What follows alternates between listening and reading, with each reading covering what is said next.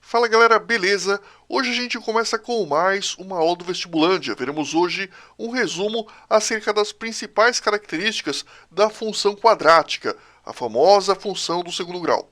Então olha só, uma função do segundo grau típica tem essa estrutura: f de x é igual a x ao quadrado mais bx mais c, em que o a é o coeficiente do x ao quadrado, o b é o coeficiente do x e o c é o chamado de termo independente, é o termo que não tem x. Nesse caso, nós vamos ver o comportamento do a, do b e do c, ou seja, como esses três parâmetros, o a, o b e o c, afetam a minha função.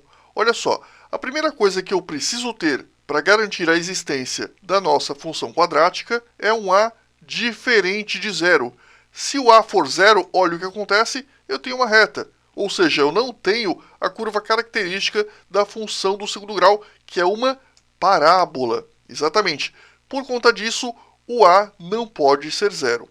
Outra coisa importante é que eu quero que você perceba o comportamento da minha função quando a é negativo e quando a é positivo. Quando a for negativo, a concavidade é para baixo. A gente fala que a parábola tem boca para baixo. Olha só. Nesses casos, aqui nesse caso exatamente nós temos o a valendo menos 2, por conta disso nós temos que a parábola, como a é negativo, tem concavidade, ou seja, a boca voltada para baixo. Quando a é positivo, a concavidade é para cima. Olha que fácil. Tranquilo nessa parte? Vamos ver agora o comportamento da função quando nós alteramos o parâmetro b.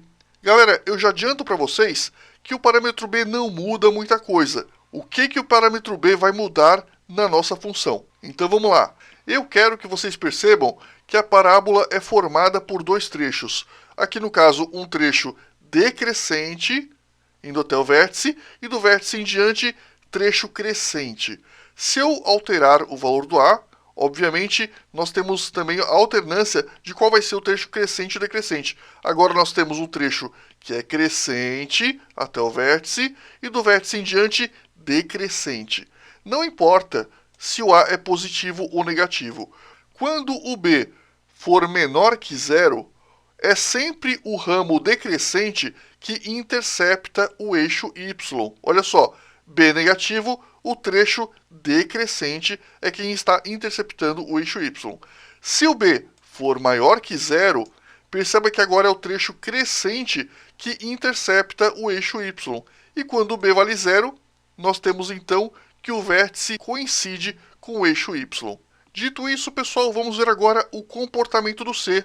O c, pessoal, representa a ordenada, ou seja, o valor em y por o qual a nossa parábola intercepta o eixo y. Olha que legal.